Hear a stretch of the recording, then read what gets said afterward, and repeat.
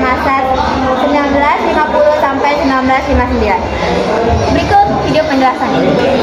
Masa demokrasi parlementer adalah masa ketika pemerintah Indonesia menggunakan Undang-Undang Dasar Sementara 1950 sebagai undang-undang negara. Masa demokrasi parlementer disebut juga dengan demokrasi liberal sebab sistem politik dan ekonomi yang berlaku menggunakan prinsip-prinsip liberal.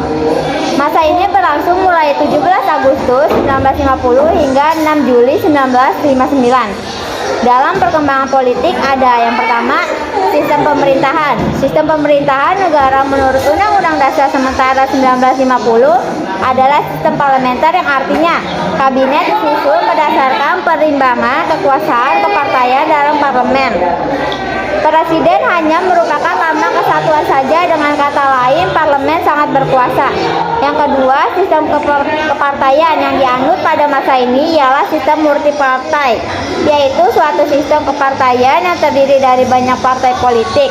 Banyaknya partai politik yang ikut serta dalam pemerintahan mengakibatkannya munculnya persaingan antar partai yang cenderung hanya memperjuangkan kepentingan golongan dari kepentingan nasional. 3. Pemilu 1955.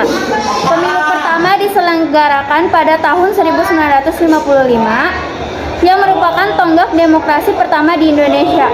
Keberhasilan penyelenggaraan pemilu ini menandakan telah berjalannya demokrasi di masyarakat dengan menggunakan hak pilihnya untuk memilih wakil-wakil mereka. Pemilu 1955 dilaksanakan dalam 2 tahap, yaitu tahap pertama pada 29 September 1955 dan tahap kedua pada tanggal 15 Desember 1955. 4. Gangguan keamanan. Pemilu 1955 berhasil diselenggarakan dengan lancar, namun ternyata tidak dapat memenuhi harapan rakyat yang menghendaki pemerintahan yang stabil. Para wakil rakyat yang terpilih hanya mementingkan partainya masing-masing, sehingga pergantian kabinet masih saja terus terjadi yang berujung pada keadaan politik dan keamanan yang tidak stabil. Hal tersebutlah yang mengakibatkan munculnya berbagai pergolakan di berbagai daerah yang mengarah kepada arah pemberontakan dengan niat ingin memisahkan diri dari NKRI. Konferensi Asia Afrika atau KAA. Tanggal 18 sampai 24 April 1955 diselenggarakan Konferensi Asia Afrika di Bandung yang dihadiri oleh 29 negara. Penyelenggaraan konferensi ini membawa keuntungan bagi Indonesia sebab pamor Indonesia sebagai negara yang baru merdeka menjadi naik. Sebab kemampuannya menyelenggarakan konferensi tingkat internasional.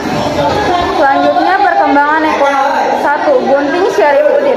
Dalam rangka mengurangi jumlah uang yang beredar dan mengatasi defisit anggaran pada tanggal 20 Maret 1950, Menteri Keuangan Syarifuddin Prawijagara mengambil kebijakan memotong semua uang yang bernilai Rp 2,5 ke atas hingga nilainya tinggal setengah. 2. Sistem ekonomi gerakan benteng.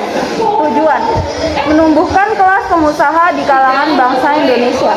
Para pengusaha Indonesia yang bermodal lemah diberi kesempatan untuk berpartisipasi dalam pembangunan ekonomi nasional. Indonesia yang bermodal lemah perlu dibimbing dan diberi bantuan kredit. 3. Pribumi diharapkan secara bertahap akan berkembang menjadi maju. 3. Nasionalisasi perusahaan asing dilakukan dengan pencabutan hak pilih Belanda atau asing yang kemudian diambil alih atau ditetapkan statusnya sebagai milik pemerintah Republik Indonesia. 4. Finansial ekonomi FINEK. Pada masa kabinet Burhanuddin Harahap, Indonesia mengirim delegasi ke Belanda untuk merundingkan masalah finansial ekonomi FINEK. FINEK yang diajukan Indonesia terhadap pemerintah Belanda adalah sebagai berikut. Pembatalan persetujuan FINEK hasil KMB FINEK Indonesia Belanda didasarkan atas hubungan bilateral. Hubungan FINEK didasarkan atas undang-undang nasional, tidak boleh diikat oleh perjanjian lain. 5. Rencana pembangunan 5 tahun (RPLT). Rencana ini tidak berjalan dengan baik disebabkan oleh hal-hal berikut. Depresi ekonomi di Amerika Serikat dan Eropa pada akhir tahun 1957 dan awal 1958 mengakibatkan ekspor dan pendapatan negara merosot. Perjuangan pembebasan Irian Barat dengan melakukan nasionalisasi perusahaan-perusahaan Belanda di Indonesia menimbulkan gejolak ekonomi. Adanya ketegangan antara pusat dan daerah sehingga banyak daerah yang melaksanakan ekonominya masing-masing.